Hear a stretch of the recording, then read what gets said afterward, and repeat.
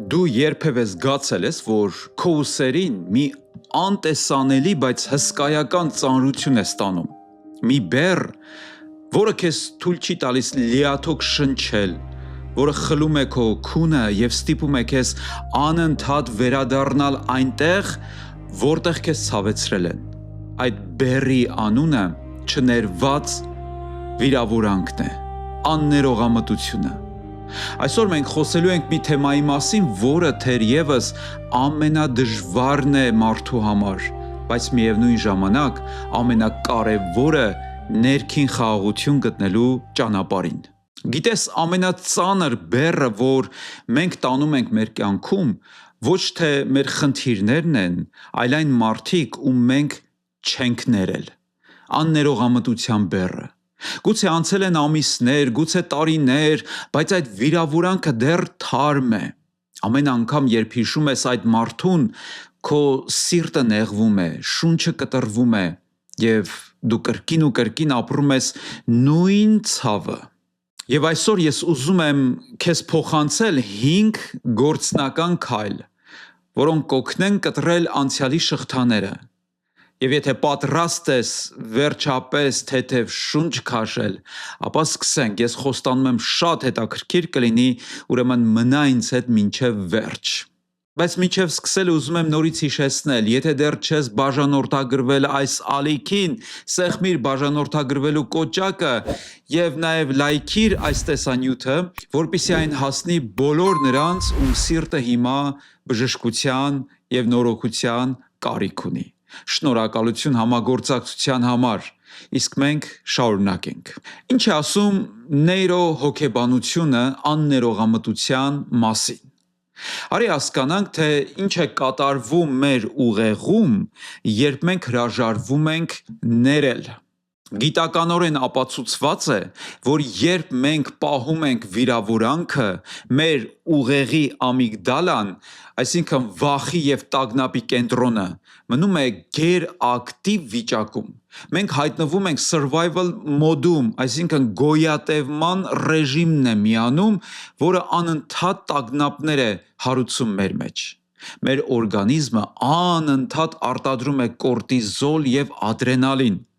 Պատկերացրու, քո մարմինը պատրաստվում է կռվի մի թշնամու դեմ, որը ֆիզիկապես քո կողքին չէ, բայց ապրում է քո մտքերում։ Դա նման է նրան, որ դու թույն խմես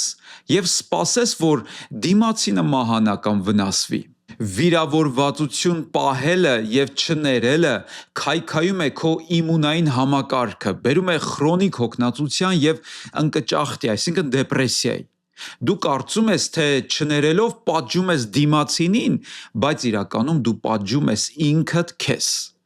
Դու քեզ փակել ես մի բանտում, որտեղ դու և բանտարկյալն ես, և բանտապետը։ Իսկ այդ բանտից դուրս գալու բանալին ներումն է։ Որպեսզի այս թեման ավելի պատկերավոր դառնա, մի օրինակ եմ ուզում քեզ փոխանցել։ Արի մի պահ պատկերացնենք մի կնոջ և անունը նրա դնենք Աննա։ Տարիներ առաջ նրան դավաճանել է իր ամենամոտ անձնավորությունը, նա, ում Աննան վստահում էր իր ամբողջ հոգով։ Աննան ամեն օր արթնանում է այդ հիշողությամբ։ Նա չի կարողանում նոր հարաբերություններ սկսել։ Նա վախենում է վստահել մարդկանց։ Նա ամեն մեկի մեջ փնտրում է դավաճանության նշաններ և իրեն թվում է, թե բոլորը կեղծավորներ են։ Ինչու է այդպես։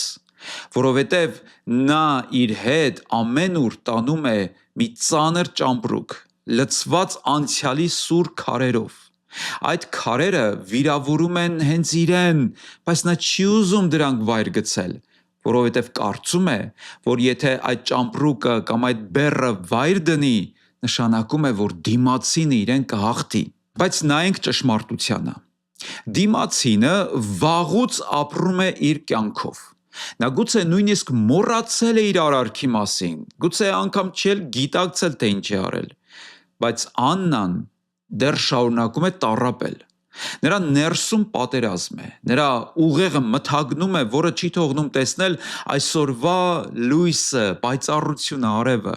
Սա հենց այն վիճակն է, որտեղ հայտնվում ենք մենք բոլորս, երբ թույլ ենք տալիս անցյալին թելադրել մեր ներկան։ Հիմա եկեք խոսենք գործնական եւ հոգեվոր քայլերից։ Ինչ կարող ենք անել։ Եկեք անցնենք այն լուծումներին, որոնք կօգնեն քեզ բացել այդ բանտի դուռը։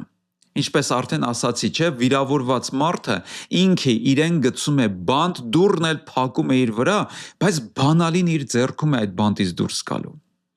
Ուրեմն քայլ առաջին, ընդունիր ցավը, բայց մի նույնացիր դրա հետ։ Հաճախ մենք փորձում ենք ցավը ճնշել, ցավը ճզմել, պարտակել, թաքցնել, ասելով, որ դե ես ուժեղ մարդ եմ, մի կերպ կդիմանամ։ Բայց նեյրոհոգեբանությունն ասում է, որ այն, ինչ մենք ճնշում ենք, միայն ուժեղանում է մեր մեջ։ Ուրեմն ընդունիր, որ քեզ հետ վատ եմ վարվել, եւ դա փաստ է։ Ասա ինքդ քեզ, այո, ինձ ցավեցրել են եւ դա անարդար էր, բայց հետո ավելացրու. ես այն չեմ, ինչ ինձ հետ պատահել է, ես այն եմ, ինչ ընտրում եմ դառնալ այսօր։ Քայլ 2. Տարանջատիր մարդուն իր չար արարքից։ Սա հոգևոր հասունության ամենաբարձր կետն է։ Հիշում եք Տեր Հիսուսի աղոթքը խաչի վրա. Հայր, ներիր նրանց, որովհետև չգիտեն, թե ինչ են անում։ Հոգեպես առողջ եւ երջանիկ մարդը երբեք չի փորձի կործանել ուրիշին։ Մարդիկ վիրավորում են, որովհետև իրենք են ներսից վիրավորված։ Նրանք տալիս են այն, ինչ ունեն իրենց սրտում։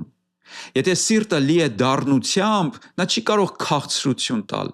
նա դառնություն է փոխանցում։ Տես նրանց կոտրված լինելը եւ քո ատելությունը կփոխվի գթության։ Իրենց մեղադրելու փոխարեն կսկսես խղճալ։ Քայլ 3. Մարդկանցից դադարիր արդարություն սպասել։ Մենք հաճախ սպասում ենք, որ դիմացինը կգա, կզղջա եւ ներողություն կխնդրի, որպեսզի մենք ներենք եւ թեթևանանք։ Բայց դա նշանակում է, որ քո երջանկության բանալին տվել ես այդ մարդու ձեռքը։ Իսկ եթե նա երբեք չգա, հետո ինչ։ Ներելը քո սուվերեն որոշումն է։ Հետևաբար ասա. ես քեզնից այլևս ոչինչ չեմ սպասում։ Դու ինձ ոչինչ էլ պարտք չես։ Ահա սա է քո էմոցիոնալ անկախությունը։ Հենց սրանով է պայմանավորված նաև քո էմոցիոնալ առողջ վիճակը, հուզական առողջությունը։ Քայլ 4. Հանձնիր դատավորի աթոռը Աստծուն։ Երբ դու փորձում ես չներել կամ վրեժ լուծել, թեկուզ քո մտքում, դու փորձում ես անել Աստծո գործը, բայց գրված է. իմն է վրեժխնդրությունը, ես կհատուցեմ, ասում է Տերը։ Հետևաբար հանձնիր այդ մարդուն Աստծո արդարությանը, ոչ թե Աստծո դատաստանին կամ դատապարտությանը, այլ Աստծո ողորմածությանը եւ արդարությանը։ Ինչու՞, որովհետև մենք էլ կարող ենք դիմացինի հանդեպ մեղք գործել, մեղանչել, սխալվել, հետևաբար մենք չէինք ուզենա, որ ինչ-որ մեկը մեզ հանձնի Աստծո դատաստանին, այլ Աստծո ողորմածությանը։ Եվ հիշում եք Տեր Հիսուսն էլ ասաց, որ դուք էլ ողորմած եղեք, ինչպես ձեր հայրն է ողորմած։ Ուրեմն այդ ժամանակ մենք պետք է հասկանանք, որ ես էլ եմ մեղանչական, ես էլ կատարյալ չեմ, ես էլ եմ ուրիշների հանդեպ սխալ վարվել։ Հետևաբար այդ գիտակցումով այդ անձնավորությանը հանձնիր Աստծո ողորմածությանը եւ դատավորի աթոռից վայր իջիր։ Քայլ 5. Օրհնիր եւ ազատ արձակիր։ Սա վերջին եւ ամենազդեցիկ քայլն է։ Երբ դու աղոթում ես քեզ ցավեցնողի համար, քո ուղեղի նեյրոնային կապերը փոխվում են։ Դու այլևս նրան չես տեսնում որպես թշնամի, այլ որպես մի խեղճ մարդ, ում լույս է պետք, ում ողորմություն է պետք, ում բարություն է պետք։ Դու կարող ես ներել, բայց պահպանել նաև քո սահմանները, որովհետև ներել չի նշանակում շարունակել, մտերիմ լինել կամ վստահել տոքսիկ մարդուն։ Ներելը սրտի ազատություն է։ Դա մի նվեր է, որը անում ես ինքդ քեզ։ Հետևաբար այս թեմայի շուրջ, երբ որ քննարկում է գնում, շատերը ինձ հարցնում են, ասում են, բայց եթե ես իրան ներեմ ու նորից ինքը անի այդ նույն սխալը իմ հանդեպ, ներիր, բայց սահմաններ ունեցիր, որպեսզի թույլ չտաս, որ այդ մարդը այդքան մոտ գա քեզ, որ քեզ վնասի։ Ուրեմն շատ կարևոր է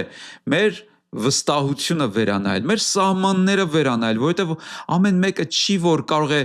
այդքան խորը թափանցել քո սրտի մեջ, որպեսզի քեզ վնասի։ Հետևաբար ներիր, բայց քո դիստանցիան պահիր։ Եվ հիշիր, ներել չի նշանակում, որ այն, ինչ նրանք արել են,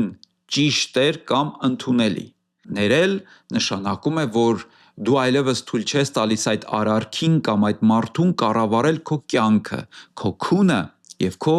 ապագան։ Եվ ուզում եմ այս պահին մի պահ պատկերացնես նաև այն բոլոր վնասները, որոնք բխում են աններողամտությունից։ Թշնամություն, անհաշտություն, տանջող մտքեր, տագնապներ, անքնություն եւ անverջ կարելի է թվարկել վերջ-վերջո քայքայված առողջություն։ Հիմա եկեք թվարկենք այն բոլոր օգուտները եւ արդյունքները, որոնք բխում են ներող սրտից։ Հաշտություն, խաղաղություն, հանգստություն, հանգիստ եւ խաղաղքուն, բժշկված հարաբերություններ եւ առողջ դատողություն եւ միտք։ Եվ եթե այս պահին քո սրտում կամ մեկը, ում անունը լսելիս դեռ դառնություն ես զգում, տագնապ, անհանգստություն, ես առաջարկում եմ քեզ հենց հիմա այս վայրկյանին անել այս որոշումը։ Ամենակարևոր որոշումը, ներման որոշումը։ Ոչ թե զգացմունքով, այլ կամքով։ Այստեղ շատ կարևոր է, որ մենք հասկանանք տարբերությունը։ Շատերն ասում են, ես չեմ զգում ներում իմ ներսում, ես չեմ զգում, որ կարող եմ ներել կամ պատրաստ եմ ներել, բայց իրականում ներումը դա առաջին հերթին էմոցիա չէ, դա որոշում է, կամքի դրսևորում, որոշում, որ արտահայտվում է քո բերանով։ Իսկ զգացումը հետևում է որոշմանը։ Այդ դրա համար է Հայր մեր աղոթքի մեջ ներառված այս կարևոր աղոթքը, ների՛ր մեր պարտքերը կամ մեր մեղքերը, ինչպես մենք ենք ներում մեր պարտապաններին։ Ուրեմն սա կարևոր մի հատկանիշ է։ Եվ Տեր Հիսուսն էլ ասաց, նախքան աղոթքի կանգնելը, ներեք, եթե մեկի դեմ ինչ-որ բան ունեք, ներեք, որպեսզի ձեր աղոթքը լսվի, որպեսզի դուք էլ Աստծո կողմից ներվեք։ Հետևաբար կարող ես ասել այս պարզ բառերը, Աստված, ես ներում եմ նրան եւ հանձնում եմ քեզ եւ ընտրում եմ ներելը։ Ես բաց եմ թողնում այս ցավը եւ ընդունում եմ քո խաղաղությունը։ Մեկնաբանության մեջ որպես հայտարարություն եւ անձնական որոշում կարող ես գրել. ես ներում եմ։ Եվ եկեք այսօր սկսենք միասին բժշկվել։ Ես հավատում եմ, որ խոսքը ուժ ունի։ Ես անձամբ կկարդամ քո մեկնաբանությունները եւ կաղոթեմ յուրաքանչյուրիդ համար, ով կգրի այդ արտահայտությունը։ Կմիանամ քեզ այդ որոշման հարցում։ Շնորհակալ եմ, որ դիտեցիր մինչև վերջ։ Մի մոռացիր կիսվել այս տեսանյութով նրանց հետ, ում հոգին հիմա հանգստության կարիք ունի, ում սիրտը գուցե խռոված է։ Եվ եթե նման մեկը գալիս է քո մտքին, ապա անպայման այս տեսանյութը ուղարկիր նրան։ Ինչպես նաև վերջում նորից ուզում եմ հիշեցնել, չմոռանալ սեղմել լայքի նշանը, բաժանորդագրվել այս ալիքին եւ քո մեկնաբանությամբ ակտիվ լինել։ Այս ամենը օգնում է, որպեսզի նման տեսանյութերը շատ ավելի մեծ լսարանի համար հասանելի լինեն։ Իսկ հիմա աղոթենք։ Իմ երկնային Հայր, ես գալիս եմ քո առաջ քո որդի Հիսուս Քրիստոսի անունով եւ շնորհակալ եմ, որ նախ դու ես ներել իմ բոլոր մեղքերը, երբ որ ես սրտանց խոստովանում եմ քեզ։ Շնորհակալ եմ, որ դու իմ հանդեպ ողորմած եւ ներողամիտ ես։ Ինձ էլ օգնիր, որ ես էլ ուրիշների հանդեպ լինեմ ողորմած եւ ներողամիտ։ Եվ եթե այսօր իմ սրտի մեջ որևէ թույն եւ դառնություն կա, հիշաչարություն եւ վրեժխնդրություն կա մեկի հանդեպ, օգնիր ինձ հաղթահարելու այդ թույնը հրաժարվելու այդ թույնից եւ ընդունելու իմ կյանքի մեջ քո ներումը եւ հաշտությունը։ Այո, ես գիտակցում եմ, որ աններողամտությամբ ես ինձ բանտում եմ եւ դուռն էլ փակում եմ իմ երեսին, բայց այսօր ես գտա բանտից դուրս գալու բանալին եւ դրա անունը ներումն է։ Ուրեմն շնորհակալ եմ, որ ինձ քո խոսքով եւ քո Սուրբ Հոգով առաջնորդում ես բանտից դեպի ազատություն, ներման միջոցով։ Եվ նորից ու նորից ասում եմ, ես ներում եմ, ես որոշում եմ ներել եւ արձակել։ Տեր Հիսուս Քրիստոսի անունով, ամեն։ Որովհետև եթե դուք մարդկանց իրանց հանցանքները թողեք, ձեր երկնավոր Հայրն էլ ձեզ կթողե։ Իսկ եթե դուք մարդկանց չեք թողել նրանց հանցանքները, ձեր Հայրն էլ չի թողի ձեր հանցանքները։